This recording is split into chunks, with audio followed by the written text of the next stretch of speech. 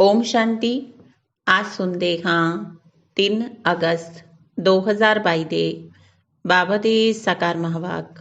ਬਾਬਾ ਬੋਲੇ, ਮਿੱਠੇ ਬੱਚੇ, ਬਾਪ ਦੀ ਯਾਦ ਕਾਇਮ ਉਦੋਂ ਰਹੇਗੀ ਜਦੋਂ ਬੁੱਧੀ ਵਿੱਚ ਗਿਆਨ ਹੋਵੇਗਾ। ਗਿਆਨਯੁਕਤ ਬੁੱਧੀ ਨਾਲ ਰੂਹਾਨੀ ਯਾਤਰਾ ਕਰਨੀ ਤੇ ਕਰਾਉਣੀ ਹੈ। ਪ੍ਰਸ਼ਨ ਹੈ, ਈਸ਼ਵਰ ਦਾਤਾ ਹੈ, ਫਿਰ ਵੀ ਈਸ਼ਵਰ ਅਰਥ ਦਾਨ ਕਰਨ ਦੀ ਰਸਮ ਕਿਉਂ ਚੱਲੀ ਆਂਦੀ ਹੈ? ਈਸ਼ਵਰ ਦਾਤਾ ਹੈ, ਫਿਰ ਵੀ ਈਸ਼ਵਰ ਅਰਥ ਦਾਨ ਕਰਨ ਦੀ ਰਸਮ ਕਿਉਂ ਚੱਲੀ ਆਂਦੀ ਹੈ? ਉੱਤਰ, ਕਿਉਂਕਿ ਈਸ਼ਵਰ ਨੂੰ ਆਪਣਾ ਵਾਰਿਸ ਬਣਾਉਂਦੇ ਹਾਂ। ਸਮਝਦੇ ਨੇ ਇਸ ਦਾ ਐਵਜਾ ਦੂਜੇ ਜਨਮ ਵਿੱਚ ਦੇਵੇਗਾ। ਈਸ਼ਵਰ ਅਰਥ ਦੇਣਾ ਮਾਨਾ ਉਸਨੂੰ ਆਪਣਾ ਬੱਚਾ ਬਣਾ ਲੈਣਾ। ਭਗਤੀ ਮਾਰਗ ਵਿੱਚ ਬੱਚਾ ਬਣਾਉਂਦੇ ਹੋ, ਮਤਲਬ ਸਭ ਕੁਝ ਬਲਿਹਾਰ ਕਰਦੇ ਹੋ। ਇਸ ਲਈ ਇੱਕ ਵਾਰ ਬਲਿਹਾਰ ਜਾਣ ਦਾ ਰਿਟਰਨ ਉਹ 21 ਜਨਮ ਬਲਿਹਾਰ ਜਾਂਦਾ ਹੈ। ਤੁਸੀਂ ਕੋੜੀ ਲੈ ਆਉਂਦੇ ਹੋ, ਬਾਪ ਕੋਲ ਹੀਰਾ ਲੈ ਲੈਂਦੇ ਹੋ। ਇਸ ਤੇ ਹੀ ਸੁਦਾਮਾ ਦਾ ਮਿਸਾਲ ਹੈ। ਗੀਤ ਹੈ, ਰਾਤ ਦੇ ਰਾਹੀਂ ਥਕਮਤ ਜਾਣਾ। ਓਮ ਸ਼ਾਂਤੀ। ਬੱਚਿਆਂ ਨੇ ਇਸ ਗੀਤ ਦੀ ਇੱਕ ਲਾਈਨ ਨਾਲ ਸਮਝ ਲਿਆ ਹੋਵੇਗਾ। ਬਾਪ ਜਦੋਂ ਬੱਚੇ ਕਹਿੰਦੇ ਨੇ, ਸਮਝਣਾ ਚਾਹੀਦਾ ਹੈ ਸਾਨੂੰ ਆਤਮਾਵਾਂ ਨੂੰ। ਬਾਪ ਬੈਠ ਸਮਝਾਉਂਦੇ ਨੇ, ਆਤਮ ਅਭਿਮਾਨੀ ਬਣਨਾ ਹੈ। ਇਹ ਤਾਂ ਸਭ ਜਾਣਦੇ ਨੇ ਆਤਮਾ ਤੇ ਸਰੀਰ ਦੋ ਚੀਜ਼ਾਂ ਨੇ, ਪਰ ਇਹ ਨਹੀਂ ਸਮਝਦੇ ਅਸੀਂ ਆਤਮਾਵਾਂ ਦਾ ਬਾਪ ਵੀ ਹੋਵੇਗਾ। ਅਸੀਂ ਆਤਮਾਵਾਂ ਨਿਰਵਾਨ ਧਾਮ ਦੀਆਂ ਰਹਿਣ ਵਾਲੀਆਂ ਹਾਂ। ਇਹ ਗੱਲਾਂ ਬੁੱਧੀ ਵਿੱਚ ਆਉਂਦੀਆਂ ਨਹੀਂ। ਬਾਪ ਕਹਿੰਦੇ ਨੇ, ਇਹ ਗਿਆਨ ਬਿਲਕੁਲ ਹੀ ਪ੍ਰਾਇਲੋਪ ਹੋ ਜਾਂਦਾ ਹੈ। ਤੁਸੀਂ ਜਾਣਦੇ ਹੋ ਹੁਣ ਇਹ ਨਾਟਕ ਪੂਰਾ ਹੋਣ ਵਾਲਾ ਹੈ। ਹੁਣ ਘਰ ਜਾਣਾ ਹੈ। ਅਪਵਿੱਤਰ ਪਤਿਤ ਆਤਮਾਵਾਂ ਵਾਪਿਸ ਘਰ ਜਾ ਨਹੀਂ ਸਕਦੀਆਂ। ਇੱਕ ਵੀ ਨਹੀਂ ਜਾ ਸਕਦਾ। ਇਹ ਡਰਾਮਾ ਹੈ। ਜਦੋਂ ਸਭ ਆਤਮਾਵਾਂ ਇੱਥੋਂ ਚਲੀਆਂ ਆਉਂਦੀਆਂ ਨੇ, ਫਿਰ ਵਾਪਿਸ ਜਾਣ ਲੱਗਦੀਆਂ ਨੇ। ਇਹ ਤਾਂ ਤੁਸੀਂ ਹੁਣ ਜਾਣਦੇ ਹੋ। ਬਾਪ ਸਾਨੂੰ ਰੂਹਾਨੀ ਯਾਤਰਾ ਸਿਖਾ ਰਹੇ ਨੇ। ਕਹਿੰਦੇ ਨੇ, ਹੇ ਆਤਮਾਓ, ਹੁਣ ਬਾਪ ਨੂੰ ਯਾਦ ਕਰਨ ਦੀ ਯਾਤਰਾ ਕਰਨੀ ਹੈ। ਜਨਮ ਜਨਮਾਂਤਰ ਤੁਸੀਂ ਜਿਸਮਾਨੀ ਯਾਤਰਾ ਕਰਦੇ ਆਏ ਹੋ। ਹੁਣ ਤੁਹਾਡੀ ਇਹ ਹੈ ਰੂਹਾਨੀ ਯਾਤਰਾ। ਜਾ ਕੇ ਫਿਰ ਮ੍ਰਿਤਿੂ ਲੋਕ ਵਿੱਚ ਵਾਪਿਸ ਨਹੀਂ ਆਣਾ। ਮਨੁੱਖ ਜਿਸਮਾਨੀ ਯਾਤਰਾ ਤੇ ਜਾਂਦੇ ਨੇ, ਫਿਰ ਮੁੜ ਆਉਂਦੇ ਨੇ। ਉਹ ਹੈ ਜਿਸਮਾਨੀ ਦੇਹ ਅਭਿਮਾਨੀ ਯਾਤਰਾ। ਇਹ ਹੈ ਰੂਹਾਨੀ ਯਾਤਰਾ। ਸਿਵਾਏ ਬੇਹੱਦ ਦੇ ਬਾਪ ਦੇ ਇਹ ਯਾਤਰਾ ਕੋਈ ਸਿਖਾ ਨਹੀਂ ਸਕਦਾ। ਤੁਸੀਂ ਬੱਚਿਆਂ ਨੂੰ ਸ਼੍ਰੀਮਤ ਤੇ ਚੱਲਣਾ ਹੈ। ਸਾਰਾ ਮਦਾਰ ਹੈ ਯਾਦ ਦੀ ਯਾਤਰਾ ਤੇ। ਜੋ ਬੱਚੇ ਜਿੰਨਾ ਯਾਦ ਕਰਦੇ ਨੇ, ਯਾਦ ਕਾਇਮ ਉਹਨਾਂ ਦੀ ਰਹੇਗੀ ਜਿਨ੍ਹਾਂ ਨੂੰ ਕੁਝ ਨਾ ਕੁਝ ਗਿਆਨ ਹੈ। 84 ਜਨਮਾਂ ਦੇ ਚੱਕਰ ਦਾ ਵੀ ਗਿਆਨ ਹੈ ਨਾ। ਹੁਣ ਸਾਡੇ 84 ਜਨਮ ਪੂਰੇ ਹੋਏ। ਇਹ ਹੈ 84 ਜਨਮਾਂ ਦੇ ਚੱਕਰ ਦੀ ਯਾਤਰਾ। ਇਸ ਨੂੰ ਕਿਹਾ ਜਾਂਦਾ ਹੈ ਆਵਾਗਮਨ ਦੀ ਯਾਤਰਾ। ਆਵਾਗਮਨ ਤਾਂ ਸਭ ਦਾ ਹੁੰਦਾ ਰਹਿੰਦਾ ਹੈ, ਆਉਣਾ ਤੇ ਜਾਣਾ। ਜਨਮ ਲਿਆ ਤੇ ਛੱਡਿਆ, ਇਸ ਨੂੰ ਆਵਾਗਮਨ ਕਿਹਾ ਜਾਂਦਾ ਹੈ। ਹੁਣ ਤੁਸੀਂ ਇਸ ਦੁੱਖ ਧਾਮ ਦੇ ਆਵਾਗਮਨ ਦੇ ਚੱਕਰ ਤੋਂ ਛੁੱਟਦੇ ਜਾ ਰਹੇ ਹੋ। ਇਹ ਹੈ ਦੁੱਖ ਧਾਮ। ਜਨਮ ਮਰਨ ਸਭ ਅਮਰਲੋਕ ਵਿੱਚ ਹੋਣਾ ਹੈ, ਜਿਸ ਦੇ ਲਈ ਤੁਸੀਂ ਪੁਰਸ਼ਾਰਥ ਕਰਨ ਆਏ ਹੋ। ਅਮਰਨਾਥ ਬਾਬਾ ਕੋਲ ਤੁਸੀਂ ਸਭ ਪਾਰਵਤੀਆਂ ਹੋ। ਅਮਰ ਕਥਾ ਸੁਣਦੀਆਂ ਹੋ ਅਮਰਨਾਥ ਕੋਲੋਂ, ਜੋ ਸਦਾ ਅਮਰ ਨੇ। ਤੁਸੀਂ ਸਦਾ ਅਮਰ ਨਹੀਂ ਹੋ। ਤੁਸੀਂ ਤਾਂ ਜਨਮ ਮਰਨ ਦੇ ਚੱਕਰ ਵਿੱਚ ਆਉਂਦੇ ਹੋ। ਹੁਣ ਤੁਹਾਡਾ ਚੱਕਰ ਨਰਕ ਵਿੱਚ ਹੈ। ਇਸ ਤੋਂ ਤੁਹਾਨੂੰ ਛੁਡਾ ਕੇ ਆਵਾਗਮਨ ਸਵਰਗ ਵਿੱਚ ਬਣਾਉਂਦੇ ਨੇ। ਉੱਥੇ ਤੁਹਾਨੂੰ ਕੋਈ ਦੁੱਖ ਨਹੀਂ ਹੋਵੇਗਾ। ਇਹ ਹੈ ਤੁਹਾਡਾ ਅੰਤਿਮ ਜਨਮ। ਤੁਸੀਂ ਦੇਖਦੇ ਜਾਓਗੇ ਕਿਵੇਂ ਵਿਨਾਸ਼ ਹੁੰਦਾ ਹੈ। ਇਹ ਜੋ ਮੱਥਾ ਮਾਰਦੇ ਨੇ ਲੜਾਈ ਨਾ ਹੋਵੇ, ਜਾਂ ਕਹਿੰਦੇ ਨੇ ਬੌਂਬਸ ਜਾ ਕੇ ਸਮੁੰਦਰ ਵਿੱਚ ਪਾ ਦੇਈਏ, ਇਹ ਸਭ ਵਿਚਾਰੇ ਕਹਿੰਦੇ ਰਹਿੰਦੇ ਨੇ, ਪਰ ਇਹ ਨਹੀਂ ਜਾਣਦੇ ਕਿ ਹੁਣ ਸਮੇਂ ਆ ਕੇ ਪੂਰਾ ਹੋਇਆ। ਤੁਸੀਂ ਹੁਣ ਸੰਗਮ ਤੇ ਹੋ। ਦੁਨੀਆ ਵਾਲੇ ਸਮਝਦੇ ਨੇ ਹੁਣ ਤਾਂ ਅਰਜੁਨ ਕਲਯੁਗ ਸ਼ੁਰੂ ਹੁੰਦਾ ਹੈ। 40,000 ਵਰੇ ਬਾਅਦ ਸੰਗਮ 40,000 ਵਰੇ ਪਏ ਨੇ। ਇਹ ਵੀ ਗੱਲ ਨਿਕਲੀ ਹੈ ਸ਼ਾਸਤਰਾਂ ਤੋਂ। ਬਾਪ ਕਹਿੰਦੇ ਨੇ ਤੁਸੀਂ ਜੋ ਕੁਝ ਵੀ ਵੇਦ ਸ਼ਾਸਤਰ ਆਦि ਪੜ੍ਹਦੇ, ਦਾਨ ਪੁੰਨ ਆਦि ਜਨਮ ਜਨਮਾਂਤਰ ਤੋਂ ਕਰਦੇ ਆਏ ਹੋ, ਇਹ ਸਭ ਹੈ ਭਗਤੀ ਮਾਰਗ। ਤੁਸੀਂ ਜਾਣਦੇ ਹੋ ਅਸੀਂ ਪਹਿਲੇ ਬ੍ਰਾਹਮਣ ਫਿਰ ਦੇਵਤਾ ਬਣਦੇ ਹਾਂ। ਬ੍ਰਾਹਮਣ ਵਰਨ ਹੈ ਸਭ ਤੋਂ ਉੱਚਾ, ਇਹ ਤਾਂ ਪ੍ਰੈਕਟੀਕਲ ਗੱਲ ਹੈ। ਬ੍ਰਾਹਮਣ ਬਣਨ ਬਿਗਰ ਕੋਈ ਦੇਵਤਾ ਵਰਨ ਵਿੱਚ ਆ ਨਹੀਂ ਸਕਦੇ। ਤੁਸੀਂ ਨਿਸ਼ਚੈ ਕਰਦੇ ਹੋ ਅਸੀਂ ਬ੍ਰਹਮਾ ਦੇ ਬੱਚੇ ਹਾਂ, ਸ਼ਿਵ ਬਾਬਾ ਤੋਂ ਦੈਵੀ ਰਾਜ ਲੈ ਰਹੇ ਹਾਂ। ਹੁਣ ਤੁਹਾਡਾ ਪੁਰਸ਼ਾਰਥ ਚੱਲਦਾ ਰਹਿੰਦਾ ਹੈ, ਰੇਸ ਵੀ ਕਰਨੀ ਪੈਂਦੀ ਹੈ। ਚੰਗੀ ਤਰ੍ਹਾਂ ਪੜ੍ਹ ਕੇ ਦੂਜਿਆਂ ਨੂੰ ਵੀ ਪੜ੍ਹਾਓ, ਲਾਇਕ ਬਣਾਓ, ਉਹ ਸਭ ਵੀ ਸਵਰਗ ਦੇ ਸੁੱਖ ਵੇਖਣ। ਕ੍ਰਿਸ਼ਨਪੁਰੀ ਨੂੰ ਸਭ ਯਾਦ ਕਰਦੇ ਨੇ, ਸ਼੍ਰੀ ਰਾਮ ਨੂੰ ਛੋਟੇਪਨ ਵਿੱਚ ਝੂਲਾ ਆਦਿ ਨਹੀਂ ਝੁਲਾਉਂਦੇ। ਸ਼੍ਰੀ ਕ੍ਰਿਸ਼ਨ ਨੂੰ ਬਹੁਤ ਪਿਆਰ ਕਰਦੇ ਨੇ, ਪਰ ਅੰਧ ਸ਼ਰਧਾ ਨਾਲ ਸਮਝਦੇ ਕੁਝ ਵੀ ਨਹੀਂ।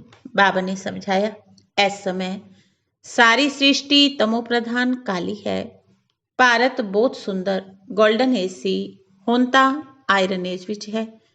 ਤੁਸੀਂ ਹੋ ਆਇਰਨ ਏਜ ਵਿੱਚ, ਹੁਣ ਗੋਲਡਨ ਏਜ ਵਿੱਚ ਜਾਣਾ ਹੈ। ਬਾਪ ਸੁਨਾਰ ਦਾ ਕੰਮ ਕਰ ਰਹੇ ਨੇ। ਤੁਹਾਡੀ ਆਤਮਾ ਵਿੱਚ ਜੋ ਲੋਹੇ ਤਾਂਬੇ ਦੀ ਖਾਦ ਪਈ ਹੈ ਉਹ ਕੱਢੀ ਜਾਂਦੀ ਹੈ। ਹੁਣ ਤੁਹਾਡੀ ਆਤਮਾ ਸਰੀਰ ਦੋਵੇਂ ਝੂਠੇ ਬਣ ਗਏ ਨੇ। ਹੁਣ ਤੁਹਾਨੂੰ ਫਿਰ ਤੋਂ ਸੱਚਾ ਸੋਨਾ ਬਣਨਾ ਹੈ। ਸੱਚੇ ਸੋਨੇ ਵਿੱਚ ਬਹੁਤ ਖਾਦ ਮਿਲਣ ਨਾਲ ਇੱਕਦਮ ਮੁਲੰਮਾ ਬਣ ਜਾਂਦਾ ਹੈ। ਤੁਹਾਡੀ ਆਤਮਾ ਵਿੱਚ ਬਿਲਕੁਲ ਥੋੜਾ ਸੋਨਾ ਜਾ ਕੇ ਰਿਹਾ ਹੈ। ਜੇਵਰ ਵੀ ਪੁਰਾਣਾ ਹੈ, 2 ਕੈਰਟ ਸੋਨਾ ਕਹਾਂਗੇ। ਬਾਪ ਬੈਠ ਕੇ ਸ਼੍ਰੀਮਤ ਦਿੰਦੇ ਨੇ। ਭਾਰਤ ਬਰੋਬਰ ਸਵਰਗ ਸੀ, ਹੋਰ ਕੋਈ ਧਰਮ ਦਾ ਰਾਜ ਨਹੀਂ ਸੀ। ਫਿਰ ਉਸ ਸਵਰਗ ਵਿੱਚ ਜਾਣ ਦਾ ਪੁਰਸ਼ਾਰਥ ਕਰਨਾ ਹੈ, ਪਰ ਮਾਇਆ ਕਰਨ ਨਹੀਂ ਦਿੰਦੀ। ਮਾਇਆ ਤੁਹਾਡਾ ਬਹੁਤ ਸਾਹਮਣਾ ਕਰਦੀ ਹੈ। ਯੁੱਧ ਦੇ ਮੈਦਾਨ ਵਿੱਚ ਤੁਹਾਨੂੰ ਬਹੁਤ ਹਰਾਉਂਦੀ ਹੈ।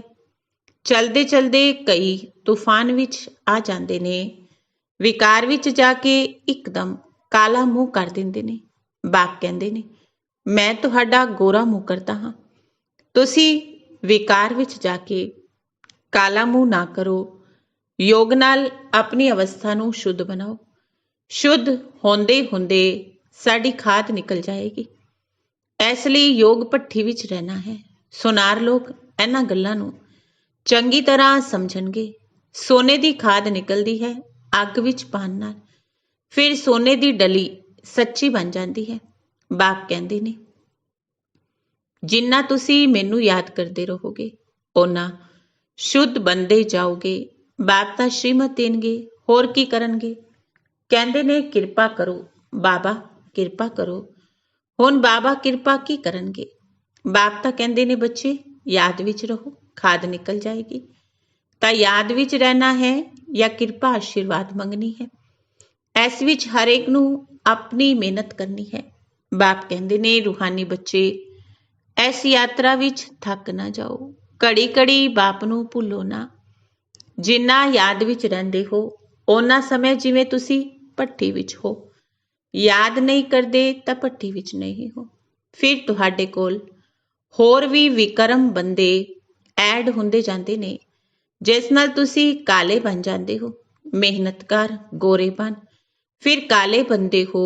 ਗੋਇਆ ਤੁਸੀਂ ਉਵੇਂ 50% ਕਾਲੇ ਸੀ, ਹੁਣ ਫਿਰ 100% ਕਾਲੇ ਬਣ ਜਾਂਦੇ ਹੋ। ਕਾਮ ਵਿਕਾਰ ਨੂੰ ਤੁਹਾਨੂੰ ਕਾਲਾ ਕਰ ਦਿੱਤਾ। ਉਹ ਹੈ ਕਾਮ ਚਿਤਾ, ਇਹ ਹੈ ਗਿਆਨ ਚਿਤਾ। ਮੁੱਖ ਗੱਲ ਹੈ ਕਾਮ ਵਿਕਾਰ ਦੀ। ਘਰ ਵਿੱਚ ਝਗੜਾ ਵੀ ਇਸ ਤੇ ਹੀ ਹੁੰਦਾ ਹੈ। ਕੁਮਾਰੀਆਂ ਨੂੰ ਵੀ ਸਮਝਾਇਆ ਜਾਂਦਾ ਹੈ ਹੁਣ ਤੁਸੀਂ ਪਵਿੱਤਰ ਹੋ ਤਾਂ ਚੰਗੇ ਹੋਣਾ। ਕੁਮਾਰੀ ਨੂੰ ਸਭ ਪੈਰ ਪੈਂਦੇ ਨੇ ਕਿਉਂਕਿ ਪਵਿੱਤਰ ਰਹਿਣਾ। ਤੁਸੀਂ ਸਭ ਬ੍ਰਹਮਾ ਕੁਮਾਰੀਆਂ ਹੋਣਾ। ਤੁਸੀਂ ਬ੍ਰਹਮਾ ਕੁਮਾਰੀਆਂ ਹੀ ਭਾਰਤ ਨੂੰ ਸਵਰਗ ਬਣਾਉਂਦੀਆਂ ਹੋ। ਤੁਹਾਡਾ ਯਾਦਗਾਰ ਭਗਤੀ ਮਾਰਗ ਵਿੱਚ ਚਲਿਆ ਆਂਦਾ ਹੈ। ਕੁਮਾਰੀਆਂ ਨੂੰ ਬਹੁਤ ਮਾਨ ਦਿੰਦੇ ਨੇ। ਹਨ ਤਾਂ ਬ੍ਰਹਮਾ ਕੁਮਾਰ ਵੀ, ਪਰ ਮਾਤਾਵਾਂ ਦੀ ਮੈਜੋਰਿਟੀ ਹੈ ਨਾ। ਬਾਪ ਖੁਦ ਆ ਕੇ ਕਹਿੰਦੇ ਨੇ ਵੰਦੇ ਮਾਤਰਮ। ਤੁਸੀਂ ਬਾਪ ਨੂੰ ਵਾਰਿਸ ਬਣਾਉਂਦੇ ਹੋ। ਭਗਤੀ ਮਾਰਗ ਵਿੱਚ ਤੁਸੀਂ ਈਸ਼ਵਰ ਨੂੰ ਦਾਨ ਕਿਉਂ ਦਿੰਦੇ ਹੋ। ਬਾਪ ਤਾਂ ਬੱਚਿਆਂ ਨੂੰ ਦਿੰਦੇ ਨੇ ਨਾ, ਫਿਰ ਈਸ਼ਵਰ ਨੂੰ ਦਾਨ ਕਿਉਂ ਕਰਦੇ ਹੋ। ਈਸ਼ਵਰ ਅਰਥ ਕਰਦੇ ਨੇ, ਕ੍ਰਿਸ਼ਨ ਅਰਥ ਕਰਦੇ ਨੇ। ਕ੍ਰਿਸ਼ਨ ਤੁਹਾਡਾ ਕੀ ਲੱਗਦਾ ਹੈ ਜੋ ਤੁਸੀਂ ਉਹਨਾਂ ਨੂੰ ਦਿੰਦੇ ਹੋ। ਕੋਈ ਅਰਥ ਤਾਂ ਚਾਹੀਦਾ ਹੈ ਨਾ। ਕ੍ਰਿਸ਼ਨ ਗਰੀਬ ਤਾਂ ਹੈ ਹੀ ਨਹੀਂ, ਫਿਰ ਵੀ ਕਹਿੰਦੇ ਨੇ ਈਸ਼ਵਰ ਅਰਥ। ਕ੍ਰਿਸ਼ਨ ਦੇ ਅਰਥ ਤਾਂ ਹੁੰਦਾ ਹੀ ਨਹੀਂ, ਉਹ ਤਾਂ ਸਤਿਯੁਗ ਦਾ ਪ੍ਰਿੰਸ ਹੈ। ਬਾਪ ਸਮਝਾਉਂਦੇ ਨੇ, ਮੈਂ ਸਭ ਦੀ ਮਨੋਕਾਮਨਾਵਾਂ ਪੂਰੀ ਕਰਦਾ ਹਾਂ। ਕ੍ਰਿਸ਼ਨ ਤਾਂ ਮਨੋਕਾਮਨਾਵਾਂ ਪੂਰੀਆਂ ਕਰ ਨਾ ਸਕੇ। ਉਹ ਤਾਂ ਕ੍ਰਿਸ਼ਨ ਨੂੰ ਈਸ਼ਵਰ ਸਮਝ ਕ੍ਰਿਸ਼ਨ ਅਰਪਣਾ ਕਹਿੰਦੇ ਨੇ। ਅਸਲ ਵਿੱਚ ਫਲ ਦੇਣ ਵਾਲਾ ਮੈਂ ਹਾਂ। ਭਗਤੀ ਮਾਰਗ ਦੀਆਂ ਸਭ ਗੱਲਾਂ ਸਮਝਾਈਆਂ ਜਾਂਦੀਆਂ ਨੇ। ਸ਼ਿਵ ਬਾਬਾ ਨੂੰ ਤੁਸੀਂ ਦਿੰਦੇ ਹੋ ਜ਼ਰੂਰ ਬੱਚਾ ਠਹਿਰਿਆ। ਭਗਤੀ ਮਾਰਗ ਵਿੱਚ ਬੱਚਾ ਹੈ, ਇੱਥੇ ਵੀ ਬੱਚਾ ਹੈ। ਭਗਤੀ ਮਾਰਗ ਵਿੱਚ ਅਲਪ ਕਾਲ ਦੇ ਲਈ ਐਵਜਾ ਮਿਲ ਜਾਂਦਾ ਹੈ, ਹੁਣ ਤਾਂ ਹੈ ਡਾਇਰੈਕਟ। ਇਸ ਲਈ ਤੁਹਾਨੂੰ 21 ਜਨਮਾਂ ਦੇ ਲਈ ਵਰਸਾ ਮਿਲਦਾ ਹੈ। ਇੱਥੇ ਪੂਰਾ ਬਲਿਹਾਰ ਜਾਣਾ ਪਵੇ। ਤੁਸੀਂ ਇੱਕ ਵਾਰ ਬਲਿਹਾਰ ਜਾਂਦੇ ਹੋ, ਇਹ 21 ਵਾਰ ਬਲਿਹਾਰ ਜਾਂਦੇ ਨੇ। ਤੁਸੀਂ ਕੋੜੀ ਲੈ ਆਂਦੇ ਹੋ ਬਾਪ ਕੋਲ ਹੀਰਾ ਲੈਣ ਲਈ। ਅੰਦਰ ਸਮਝਦੇ ਨੇ ਅਸੀਂ ਚਾਵਲ ਮੁੱਠੀ ਸ਼ਿਵ ਬਾਬਾ ਦੇ ਭੰਡਾਰੇ ਵਿੱਚ ਪਾਉਂਦੇ ਹਾਂ। ਸੁਦਾਮਾ ਦੀ ਗੱਲ ਹੁੰਦੀ ਹੈ।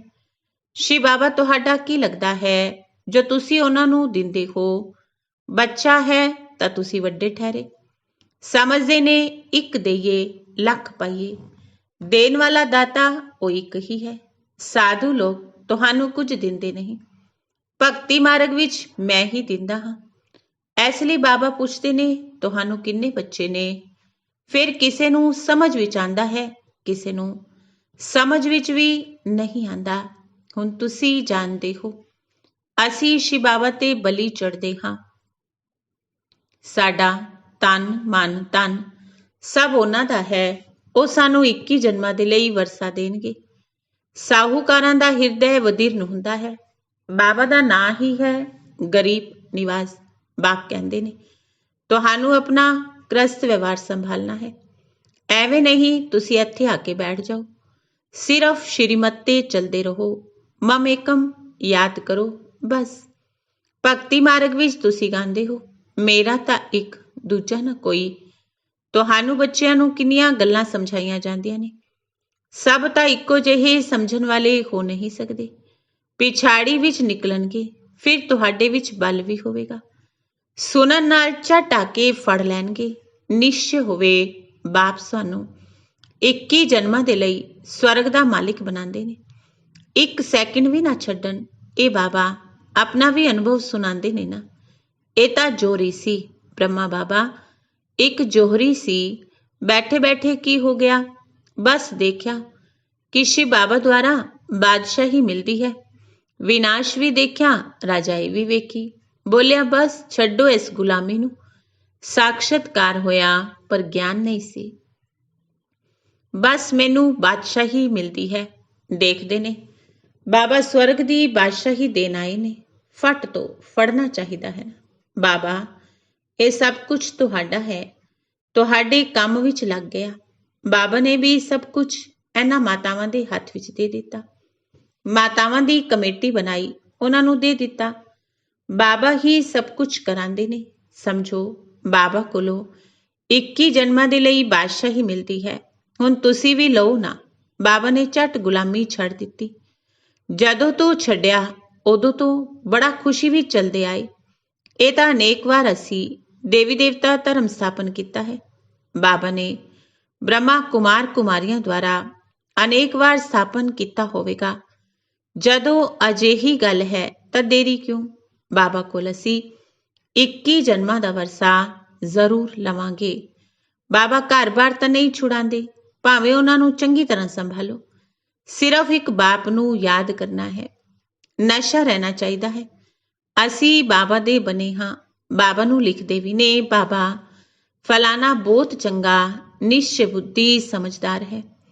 ਬਹੁਤਿਆਂ ਨੂੰ ਸਮਝਾਉਂਦੇ ਨੇ ਪਰ ਨਿਸ਼ਚੈ ਬੁੱਧੀ ਸਾਡੇ ਕੋਲ ਆਉਂਦੇ ਨਹੀਂ। ਬਾਬਾ ਨਾਲ ਮਿਲੇ ਹੀ ਨਹੀਂ ਔਰ ਮਰ ਜਾਣ, ਫਿਰ ਬਾਬਾ ਕੋਲੋਂ ਵਰਸਾ ਕਿਵੇਂ ਮਿਲੇਗਾ? ਇੱਥੇ ਤਾਂ ਬਾਪ ਦੀ ਗੋਦ ਲੈਣੀ ਹੁੰਦੀ ਹੈ ਨਾ। ਨਿਸ਼ਚੈ ਹੋਇਆ, ਸਰੀਰ ਛੱਡ ਦਿੱਤਾ, ਮਿਹਨਤ ਕੁਝ ਨਹੀਂ ਕੀਤੀ। ਆਇਰਨ ਏਜ ਤੋਂ ਗੋਲਡਨ ਏਜ ਨਾ ਬਣੇ ਤਾਂ ਕਾਮਨ ਪ੍ਰਜਾ ਵਿੱਚ ਜਨਮ ਲੈ ਲੈਣਗੇ। ਜੇਕਰ ਬੱਚਾ ਬਣ ਚੰਗੀ ਤਰ੍ਹਾਂ ਪੱਕਾ ਹੋ, ਫਿਰ ਸਰੀਰ ਛੱਡੇ ਤਾਂ ਵਾਰਿਸ ਬਣ ਜਾਏ। ਵਾਰਿਸ ਬਣਨ ਵਿੱਚ ਮਿਹਨਤ ਥੋੜੀ ਲੱਗਦੀ ਹੈ। ਕੋਈ ਤਾਂ ਸੂਰਜਵੰਸ਼ੀ ਰਜਾਈ ਪਾਉਂਦੇ ਨੇ, ਕੋਈ ਸਰਵਿਸ ਕਰਦੇ ਕਰਦੇ ਪਿਛਾੜੀ ਵਿੱਚ ਇੱਕ ਜਨਮ ਲਈ ਕਰਕੇ ਰਜਾਈ ਦੀ ਪੱਗ ਲੈ ਲੈਣਗੇ। ਉਹ ਕੋਈ ਸੁੱਖ ਥੋੜੀ ਹੋਇਆ। ਰਜਾਈ ਦਾ ਸੁੱਖ ਪਹਿਲੇ ਹੀ ਹੈ। ਫਿਰ ਕਲਾਵਾਂ ਘੱਟ ਹੁੰਦੀਆਂ ਜਾਂਦੀਆਂ ਨੇ। ਬੱਚਿਆਂ ਨੂੰ ਤਾਂ ਪੁਰਸ਼ਾਰਥ ਕਰ ਮਾਂ ਬਾਪ ਨੂੰ ਫਾਲੋ ਕਰਨਾ ਹੈ। ਮੰਮਾ ਬਾਬਾ ਦੀ ਗੱਦੀ ਤੇ ਬੈਠਣ ਦੇ ਲਾਇਕ ਤਾਂ ਬਣੋ। ਹਾਰਟ ਫੇਲ ਕਿਉਂ ਹੋਣਾ ਚਾਹੀਦਾ ਹੈ? ਪੁਰਸ਼ਾਰਥ ਕਰ ਫਾਲੋ ਕਰੋ। ਸੂਰਜਵੰਸ਼ੀ ਗੱਦੀ ਦੇ ਮਾਲਿਕ ਬਣੋ। ਨਾਪਾਸ ਹੁੰਦੇ ਹੋ ਤਾਂ ਚੰਦਰਵੰਸ਼ੀ ਹੋ, ਚੰਦਰਵੰਸ਼ੀ ਵਿੱਚ ਚਲੇ ਜਾਂਦੇ ਹੋ।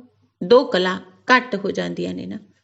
ਅੱਛਾ ਮਿੱਠੇ ਮਿੱਠੇ ਸਿਕਿਲ ਦੇ ਬੱਚਿਆਂ ਪ੍ਰਤੀ ਮਾਤਾ ਪਿਤਾ ਬਾਪ ਦਾਦਾ ਦਾ ਯਾਦ ਪਿਆਰ ਤੇ ਗੁੱਡ ਮਾਰਨਿੰਗ। ਰੂਹਾਨੀ ਬਾਪ ਦੀ ਰੂਹਾਨੀ ਬੱਚਿਆਂ ਨੂੰ ਨਮਸਤੇ। ਰੂਹਾਨੀ ਬੱਚਿਆਂ ਦੀ ਰੂਹਾਨੀ ਬਾਪ ਦਾਦਾ ਨੂੰ ਨਮਸਤੇ ਨਮਸਤੇ ਨਮਸਤੇ ਜੀ। ਧਾਰਨਾ ਦੇ ਲਈ ਮੁੱਖ ਸਾਰ। ਪਹਿਲੀ ਧਾਰਨਾ ਹੈ ਬਾਪ ਕੋਲੋਂ ਆਸ਼ੀਰਵਾਦ ਮੰਗਣ ਦੀ ਬਜਾਏ ਯਾਦ ਦੀ ਯਾਤਰਾ ਵਿੱਚ ਤਤਪਰ ਰਹਿਣਾ ਹੈ। ਰੂਹਾਨੀ ਯਾਤਰਾ ਵਿੱਚ ਕਦੇ ਵੀ ਥੱਕਣਾ ਨਹੀਂ ਹੈ। ਦੂਜਾ, ਸ਼ਿਵ ਬਾਬਾ ਨੂੰ ਆਪਣਾ ਵਾਰਿਸ ਬਣਾਏ, ਉਸ ਤੇ ਪੂਰਾ ਪੂਰਾ ਬਲਿਹਾਰ ਜਾਣਾ ਹੈ। ਮਾਂ ਬਾਪ ਨੂੰ ਫਾਲੋ ਕਰਨਾ ਹੈ। 21 ਜਨਮਾਂ ਦੀ ਰਾਜਾਈ ਦਾ ਸੁੱਖ ਲੈਣਾ ਹੈ। ਵਰਦਾਨ ਹੈ ਨਿਮਿਤ ਭਾਵ ਦੇ ਅਭਿਆਸ ਦੁਆਰਾ ਖੁਦ ਦੀ ਸਰਵ ਦੀ ਪ੍ਰਗਤੀ ਕਰਨ ਵਾਲੇ ਨਿਆਰੇ ਤੇ ਪਿਆਰੇ ਭਵ। ਨਿਮਿਤ ਭਾਵ ਦੇ ਅਭਿਆਸ ਦੁਆਰਾ ਖੁਦ ਦੀ ਸਰਵ ਦੀ ਪ੍ਰਗਤੀ ਪ੍ਰੋਗਰੈਸ ਕਰਨ ਵਾਲੇ ਨਿਆਰੇ ਤੇ ਪਿਆਰੇ ਭਵ। ਨਿਮਿਤ ਬਣਨ ਦਾ ਪਾਠ ਸਦਾ ਨਿਆਰਾ ਤੇ ਪਿਆਰਾ ਬਣਾਉਂਦਾ ਹੈ। ਜੇਕਰ ਨਿਮਿਤ ਭਾਵ ਦਾ ਅਭਿਆਸ ਖੁਦ ਤੇ ਸਹਿਜ ਹੈ ਤਾਂ ਸਦਾ ਖੁਦ ਦੀ ਪ੍ਰਗਤੀ ਸਰਵ ਦੀ ਪ੍ਰਗਤੀ ਹਰ ਕਦਮ ਵਿੱਚ ਸਮਾਈ ਹੋਈ ਹੈ। ਉਹਨਾਂ ਆਤਮਾਵਾਂ ਦਾ ਕਦਮ ਧਰਨੀ ਤੇ ਨਹੀਂ ਪਰ ਸਟੇਜ ਤੇ ਹੈ। ਨਿਮਿਤ ਬਣੀਆਂ ਹੋਈਆਂ ਆਤਮਾਵਾਂ ਨੂੰ ਸਦਾ ਇਹ ਸਮ੍ਰਿਤੀ ਸਰੂਪ ਵਿੱਚ ਰਹਿੰਦਾ ਹੈ ਕਿ ਵਿਸ਼ਵ ਦੇ ਅੱਗੇ ਬਾਪ ਸਮਾਨ ਦਾ ਐਗਜ਼ਾਮਪਲ ਹਾਂ। ਸਲੋਗਨ ਹੈ ਸੁਖਦਾਤਾ ਦੇ ਬੱਚੇ ਸਦਾ ਸੁੱਖ ਦੇ ਝੂਲੇ ਵਿੱਚ ਝੂਲਦੇ ਰਹੋ, ਦੁੱਖ ਦੀ ਲਹਿਰ ਵਿੱਚ ਨਹੀਂ ਆਓ। ਸੁਖਦਾਤਾ ਦੇ ਬੱਚੇ ਸਦਾ ਸੁੱਖ ਦੇ ਝੂਲੇ ਵਿੱਚ ਝੂਲਦੇ ਰਹੋ, ਦੁੱਖ ਦੀ ਲਹਿਰ ਵਿੱਚ ਨਹੀਂ ਆਓ। ਅੱਛਾ, ਓਮ ਸ਼ਾਂਤੀ।